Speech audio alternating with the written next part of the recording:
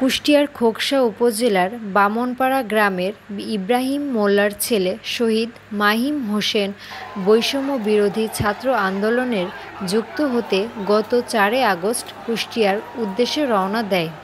কুমারখালী থানা পুলিশের আক্রমণের সম্মুখীন হয় কুমারখালীর তরুণ মোড় এলাকায়। পুলিশের ছোড়া টিয়ার গ্যাসের আঘাতে গুরুতর আহত হয় সে। পরবর্তী বেশ কিছুদিন শরীরে প্রচণ্ড জ্বর থাকায় কুষ্টিয়া সদর হাসপাতালে চিকিৎসা দেওয়া হয়। গত ২০ আগস্ট নাক ও মুখ দিয়ে রক্ত বের হয়ে শেষ নিঃশ্বাস ত্যাগ করেন মাহিম। তার মৃত্যুতে শোকাহত হয়ে পড়ে পরিবার ও গ্রামবাসী।